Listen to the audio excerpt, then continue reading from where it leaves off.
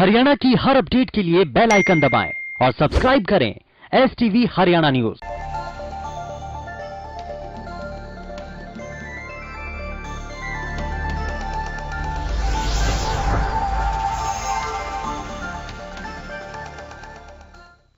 नमस्कार, स्वागत है आपका हल्का हलचल में। मैं हूं नंदिनी मिश्रा आपके साथ। सबसे पहले बात करेंगे फरीदाबाद की, जहां पर गौ तस्करों ने गौ रक्षक सेवा ट्रस्ट के कार्यकर्ताओं पर सेक्टर 62 में फायरिंग कर दी। घटना तब हुई जब गायों को लेकर जा रही गाड़ी को गौरक्षकों ने रोकने की कोशिश की।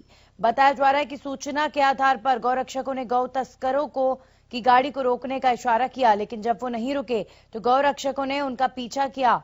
इस दौरान तस्करों ने कई राउंड फायरिंग कर दी, लेकिन जब गाड़ी का टायर फट गया तो गौ तस्कर गायों को छोड़कर भाग खड़े हुए।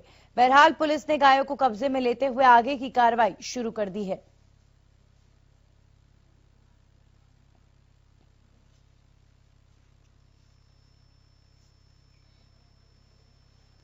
में मुखबिर खास से सूचना मिली थी, कुछ शरारती तत्व अपना पिकअप गाड़ी में या इको वैन के अंदर गायों को उठाकर ले जा रहे हैं। डेली के उनका यही काम है। आशियाना फ्लैट्स के आसपास से हमें सूचना मिली थी। आज हम अपनी टीम के साथ इस एरिया में गश्त पर थे और हमने देखा कि एक पिकअप गाड़ी जिसमें गन्ने ऊपर लदे हुए हैं, वो एक बछड़े को उठा के उसने ऊपर डाला था। तो हमने देखा कि जैसे ही हमने उसको रुकने का इशारा किया तो वो भागने लगा और भागते भागते उसने हमारे ऊपर कम से कम 10 से 12 राउंड गोलियां चला दी अपने आशियाना 62 सेक्टर में आसपास। और ये भागते भागते इसका एक पत्थर पड़ा था, एक नाले पे पत्थर था, उस नुकीले पत्थर से जैसे ही ये टकराई, इसका टायर फट गया। टायर फटते ही हमने इसको आगे इसका पीछा करते रहे, आगे इसको काबू कर लिया। ये हम भी गश्त में थे अपनी पार्टी के साथ, हमारी पीसीआर भी गश्त में थी, और जो ये गौ रक्षक वाले थे ये कहीं से इनको सूचना मिली थी मुखबर के द्वारा, और ये गश्त में थे, वो भी अपने इलाके में कर रहे थे। उनने ये महिंद्रा पिकअप है जो, इसकी सूचना मिली तो वो उनने पीछे गाड़ी लगा दी। गाड़ी लगाने के बाद इतने में हमारे को भी सूचना मिल गई, फिर हम भी चले गए। तो ये भागते भागते इधर सेक्टर 62 होते हुए आशियाना के आसपास से होते हुए, और फिर ये डीलर चौक से इस तरफ जा रहे थे अपने जाट चौक की तरफ, तो इनने रास्ते में गाड़ी पकड़ ली। एक टायर फटने के कारण गाड़ी जल्दी काबू आ गई। और इस खबर पर हमारे सहयोगी राजेंद्र दहिया हमारे साथ जुड़ गए, सीधा उनका रुख करेंगे। राजेंद्र, अगर बात करें इस घटना की तो सबसे पहले बताएं कि यहाँ पर गौ रक्षकों पर किस तरीके से गौ तस्करों ने फायरिंग की और उसके बाद गौ तस्कर फरार हुए। तो अब इस मामले में पुलिस आगे कार्रवाई क्या कर रही है?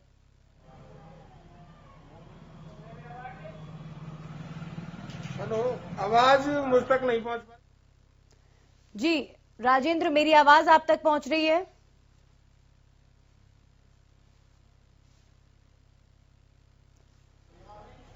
राजेंद्र तक हमारी आवाज नहीं पहुंच पा रही। एक बार फिर से उनसे संपर्क साधने की कोशिश करेंगे। बहरहाल आपको बता दें, फरीदाबाद के सेक्टर 62 की एक घटना है जहां पर गौ रक्षा सेवा ट्रस्ट के कार्यकर्ताओं पर गौ तस्करों ने फायरिंग की है। ये घटना तब हुई है जब गायों को लेकर एक गाड़ी जा रही थी और गौरक्षकों ने उस गाड़ी को रोकने की कोशिश की।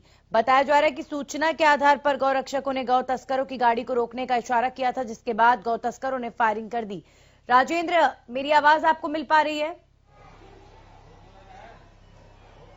जी राजेंद्र, अगर बात करें इस घटना की तो अब जब गौ तस्करों पर ये गंभीर आरोप लग रहे हैं कि गायों की तस्करी की जा रही थी और उसके बाद गौ रक्षकों ने गौ तस्करों की गाड़ी को रोकने की कोशिश की तो उन्होंने उन पर फायरिंग कर दी। अब इस मामले में जब गौ तस्कर फरार हो गए हैं तो ऐसे में पुलिस क्या कार्रवाई कर रही है इस पूरे मामले को लेकर? बिल्कुल नंदी, मैं आपको बता दूं कि देर रात का ये मामला है, आज सुबह का, और कहीं ना कहीं जब गौ तस्कर यहाँ से फरार हो गए तो पुलिस अब उनकी जांच कर रही है। गाड़ी के मालिक की तलाश कर रही है कि गाड़ी आखिर किसके नाम पर थी। और जो बरामद गाड़ी है उसमें से 7 गाय बरामद की गई, जिनमें से एक मृत गाय भी मिली है। और लगातार जिस तरीके से गौ तस्करों के हौसले बुलंद हैं, सीधे तौर पर जो फायरिंग करते हैं और उसके बाद बड़े आराम से निकल जाते हैं, तो ये कहीं ना कहीं अपने आप में एक सवालिया निशान लगाता है पुलिस और गौ रक्षकों की कार्यशैली पर। जिस तरीके से बता रहे हैं कि भाई पीछे से ये पीछा कर रहे थे और वो सामने से गोली चलाते हुए गाड़ी अपने आप जो गाड़ी का टायर फट जाता है और उसके बाद वो वहां से बड़े आराम के साथ निकल जाते हैं। तो कहीं ना कहीं ये सवालिया निशान जरूर लगाता है इस पूरी कार्रवाई पर। जी बिल्कुल राजेंद्र, और कहीं ना कहीं इस घटना के बाद ये भी कहा जाए कि गौ तस्करों के हौसले कितने बुलंद हैं कि गायों की तस्करी पर जब रोक है, जब ये बैन है, तो उसके बावजूद भी बिना कानून से डरे गौरक्षक इस तरीके से तस्करी कर रहे हैं आज भी।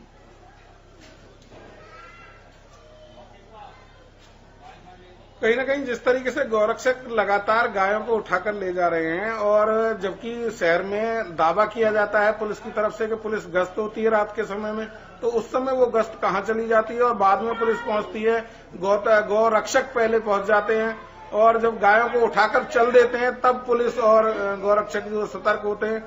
तो वो पूरा समय जब उनको उठाने में भी तो लगता ही होगा, जब वो गायों को उठाते हैं और गाड़ी में डालते हैं, तो कहीं ना कहीं ये सारी बातें सवालों के घेरे में है और ये जांच का विषय है कि आखिर गौ जो तस्कर हैं वो इतने आराम से कैसे निकल जाते हैं। पुलिस को इस पर ध्यान देना चाहिए। लगातार गौ तस्करी यहाँ पर जोरों पर है। जी चलिए, बहुत बहुत शुक्रिया राजेंद्र जानकारी के लिए आपका। तो फरीदाबाद की ये घटना है। मेवात में कुछ गौ तस्करों ने गायों की तस्करी करने की कोशिश की, लेकिन रक्षकों की वजह से कहीं ना कहीं गायों की तस्करी होने से बच गई। लेकिन इस मामले में आप देखिए गौ तस्करों के हौसले कितने बुलंद हैं कि उन्होंने फायरिंग भी करी है गौ रक्षकों पर, और कानून का कोई खौफ उनके अंदर नजर नहीं आ रहा।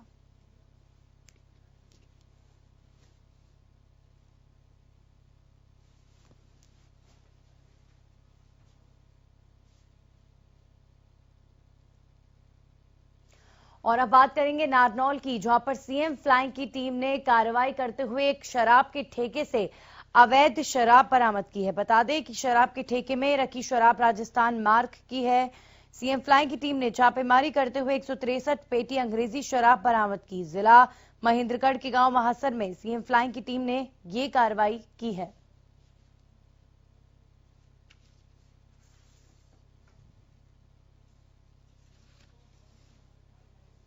और इस खबर पर हमारे सहयोगी मनोज गोस्वामी हमारे साथ लाइव जुड़ चुके हैं, सीधा उनका रुख करेंगे। मनोज, अगर बात करें इस घटना की, तो देखिए पूरे प्रदेश में इस वक्त शराब माफियाओं को लेकर, अवैध रूप से बिक रही शराब को लेकर लगातार विपक्ष द्वारा सवाल खड़े किए गए हैं। इस मामले में जांच भी हो रही है, लेकिन इसे एक बड़ी कामयाबी माना जाए सीएम फ्लाइंग टीम की कि अवैध रूप से यहां पर शराब बेची जा रही थी जो राजस्थान से आई थी। जी बिल्कुल, सीएम फ्लाइंग टीम की बात की जाए तो सीएम फ्लाइंग टीम की इस कामयाबी को हम बड़ी मान सकते हैं, क्योंकि सीएम फ्लाइंग टीम ने एक सप्ताह के दौरान 2 ऐसे ठेकों में से शराब पकड़ी है, जो एक ठेका तो पूर्ण रूप से अवैध था, जिसके पास न लाइसेंस था न अन्य कोई चीजें थी, और दूसरे ठेके की बात की जाए जो अभी 163 पेटियां पकड़ी है, ये ठेका वैध था, लेकिन इसमें राजस्थान मार्का की शराब चोरी छिपे बेची जा रही थी। ये सीएम फ्लाइंग के द्वारा की जा रही थी। वहीं अगर बात की जाए यहाँ पर जो लोकल प्रशासन है, जो एक्साइज विभाग है, वो काफी ज्यादा यहाँ सवालों के घेरे में नजर आ रहा है, क्योंकि उसका एक बड़ा कारण है। मैं आपको बता देना चाहता हूँ कि शहर जो महेंद्रगढ़ की बात की जाए तो महेंद्रगढ़ में 58 बड़े ठेके चल रहे हैं और 194 छोटे ठेके चल रहे हैं। बावजूद उसके लगभग 50 ठेके अवैध रूप से चल रहे हैं, जहां बाहर से शराब लाकर बेची जा रही है। उसे हम, जैसा कि जो कांड सोनीपत के अंदर हुआ नकली शराब वाला, ऐसा कोई कांड भी अगर हो जाता है तो उसके बाद प्रशासन सिर्फ बोलने को रह जाएगा, उनके पास जिम्मेवारी नहीं होगी उस चीज की जवाबदेही की। जी चलिए, बहुत बहुत शुक्रिया मनोज आपका जानकारी के लिए। तो ये थी बात नारनौल की, जहां पर सीएम फ्लाइंग की टीम ने बड़ी कार्रवाई की है और शराब के ठेके से अवैध रूप से बेची जा रही शराब को बरामद किया है। लगातार इस तरह की कार्रवाई इन दिनों प्रदेश में देखने को मिल रही है, क्योंकि भारी मात्रा में अवैध रूप से शराब प्रदेश के अंदर आई है और उसके बाद बिकी भी है, और जिसके बाद ये कांड भी हुआ कि जहरीली शराब के सेवन से कई लोगों की मौत भी हो गई थी। तो अब इन सब प्रकरणों के बाद लगातार विपक्ष के निशाने पर भी है सरकार, और ऐसे में सीएम फ्लाइंग की टीम लगातार जरूर कार्रवाई कर रही है ऐसे शराब ठेकों पर जहां पर अवैध रूप से शराब बेची जा रही है।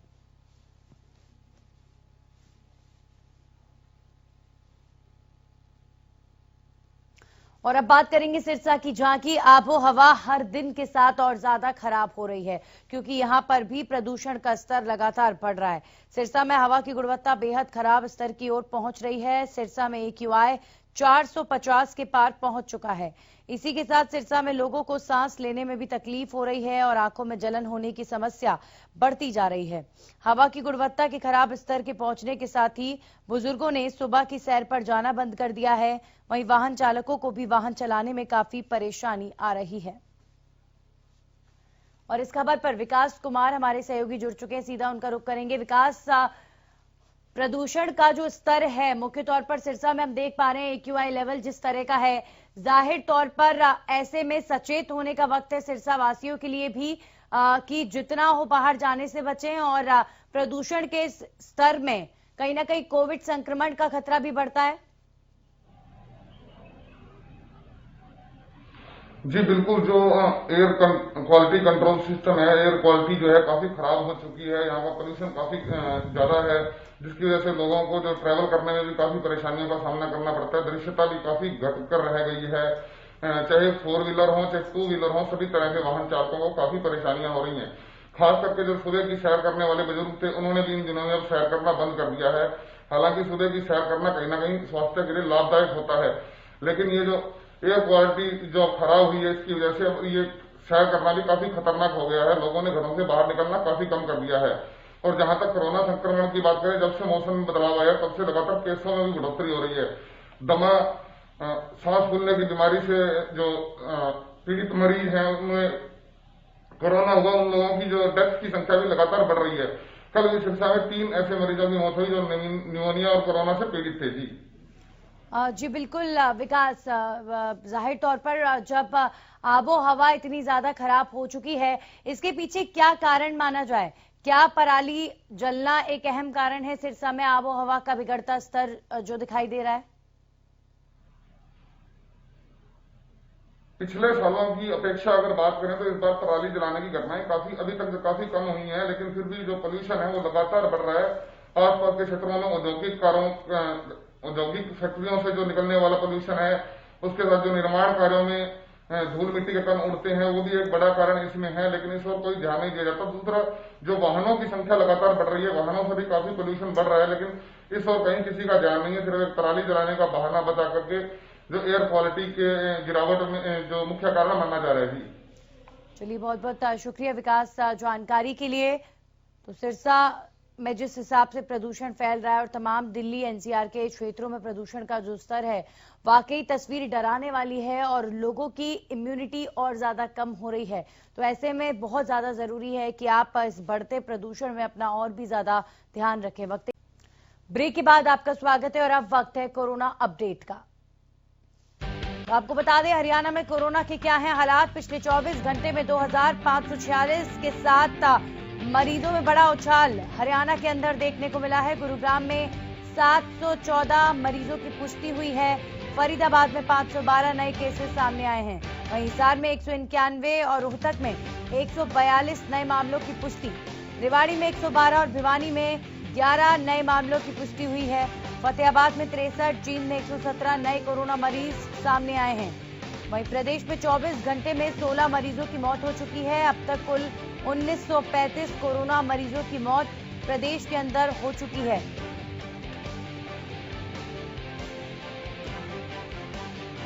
और इस खबर पर हमारे साथ सोनीपत का हाल बताने के लिए जुड़ चुके हैं हमारे सहयोगी लाजपत, सीधा उनका रुख करेंगे। लाजपत, अगर बात करें सोनीपत की, पिछले 24 घंटों में क्या स्थिति?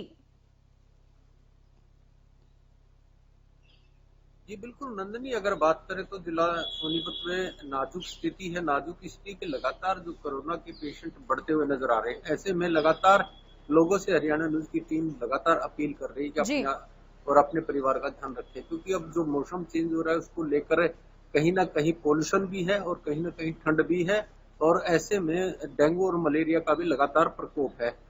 ये जो सबसे चिंता का विषय है, स्वास्थ्य विभाग की टीम के सामने काफी बड़ी चुनौती है, क्योंकि ये जो वक्त है ये टाइट वक्त होता है।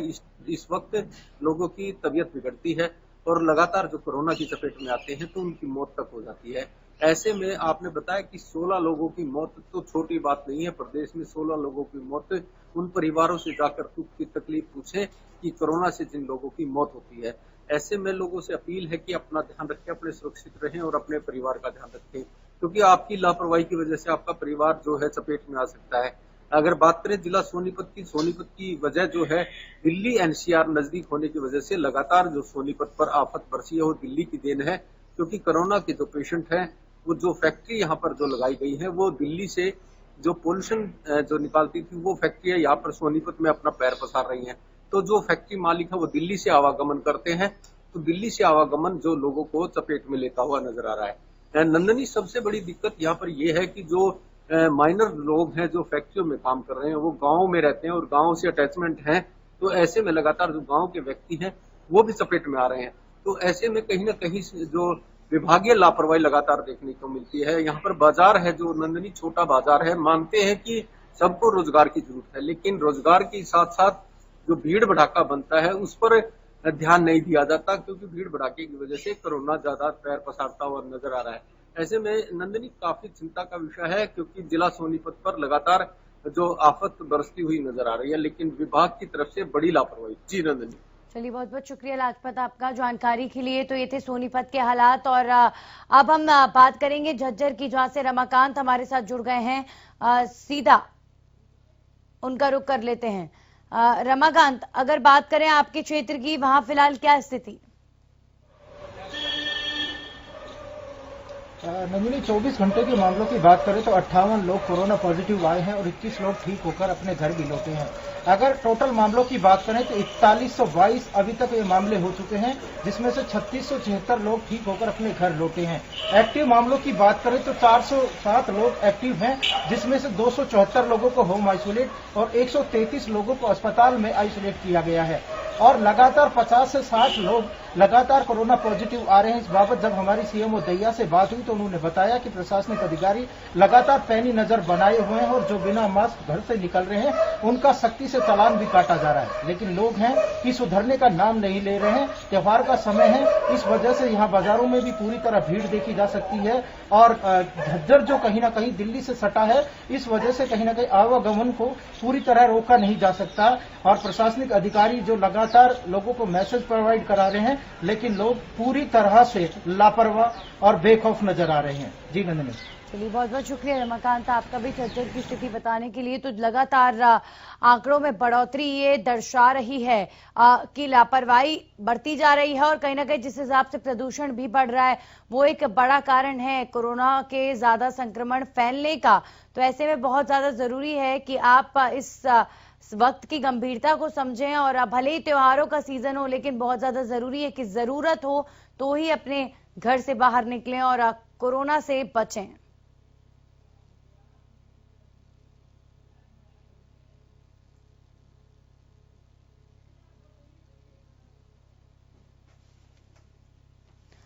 तो हरियाणा में कोरोना के आंकड़ों में लगातार बढ़ोतरी हो रही है। 2546 नए मरीजों की पुष्टि हुई है। गुरुग्राम की बता दें आपको 714 नए मामले सामने आए हैं पिछले 24 घंटों के ये आंकड़े हैं। फरीदाबाद में 512, हिसार में 191 और रोहतक में 142, रेवाड़ी में 112 और भिवानी में 11 नए मामले सामने आए हैं। प्रदेश में 24 घंटे में 16 मरीजों की मौत हो चुकी है।